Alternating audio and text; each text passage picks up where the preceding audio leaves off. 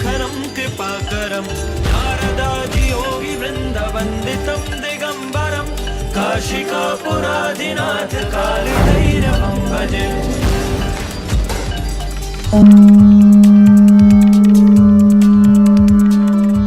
सनातन संस्कृति का सुंदर सलोना स्वरूप देखना हो तो नागा सन्यासियों की दुनिया देखिए, जो कुंभ मेले के सबसे बड़े आकर्षण होते हैं।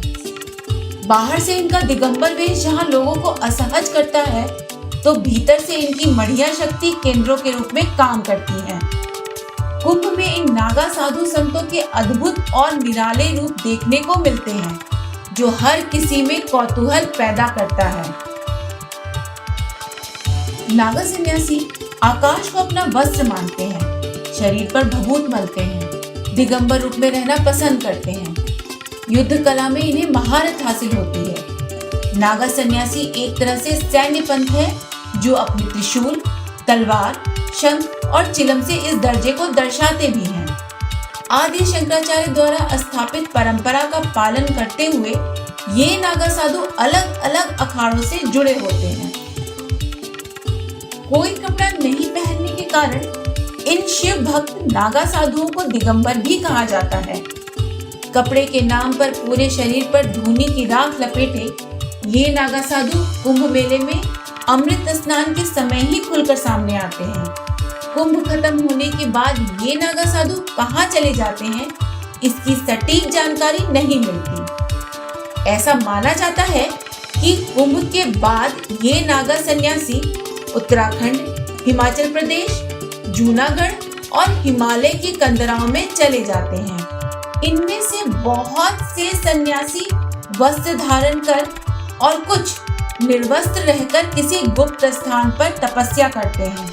आमतौर पर ये नागा सन्यासी अपनी पहचान छुपा कर रहते हैं। नागा सन्यासी बनने की प्रक्रिया बेहद कठिन और लंबी होती है। नए सदस्यों की नागा पंथ में शामिल होने की प्रक्रिया में करीब 6 साल लग जाते हैं। इस दौरान उन्हें सिर्फ एक लंगोट में रहना पड़ता है। कुंभ मेले में अंतिम प्रण लेने के बाद वे लंगोट भी त्याग देते हैं और फिर ताउम्र दिगंबर ही रहते हैं। नागा बनने के पहले सभी अखाड़े अपने नागा सदस्य की अच्छी तरह जांच पड़ताल करते हैं। उसके बाद इन्हें अखाड़े में प्रवेश दिया जाता है। नागा बनने से पहले उन्हें लंबे समय तक ब्रह्मचर्य में रहना होता है और फिर उन्हें महापुरुष और अवधूत बनाया जाता है। अंतिम प्रक्रिया का निर्वाह कुंभ के दौरान होता है। इसमें उनका स्वयं का पिंडदान, दंडी संस्कार आदि किया जाता है।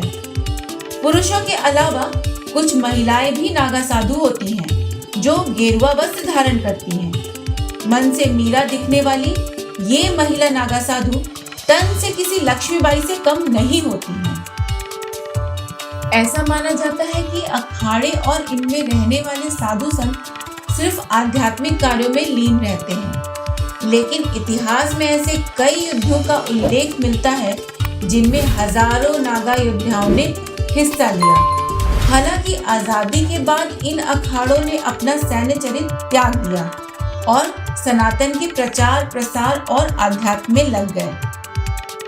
हनुमान जी का निशान चलता है सर्वप्रथम आगे आगे, पीछे से हमारे संत महंत महामंडलेश्वर तीनों अनी अखाड़े के चलते हैं, तो उनके आगे खिलाड़ी पटा लकड़ी इत्यादि घुमाते हुए अस्त्र शस्त्र के साथ में ही चलते हैं, क्योंकि अखाड़े की शान है अस्त्र और शस्त्र। एक हाथ में शस्त्र और एक हाथ में शास्त्र, यही हमारा पहचान है।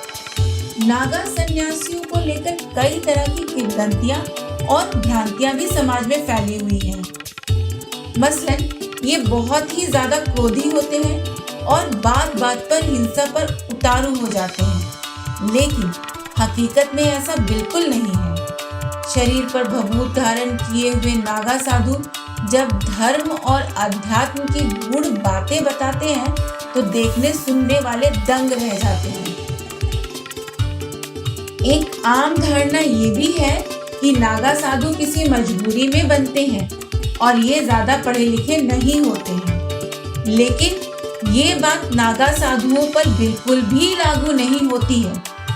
अनेक अखाड़ों से जुड़े ज्यादातर नागा साधु सामान्य लोग नहीं हैं, बल्कि डॉक्टर, इंजीनियर और उच्च शिक्षा प्राप्त होते हैं, जो सनातन की डोर से खींचे चले आए और महाकुंभ में धूनी रमाते हैं। कई नागा साधु तो बड़े बड़े प्रोफेशनल इंस्टीट्यूट में विशेष लेक्चर भी देते हैं। ये महाकुंभ के दौरान नागा रूप में रहते हैं और कुंभ के समाप्त होने पर सामान्य जीवन जीते हैं।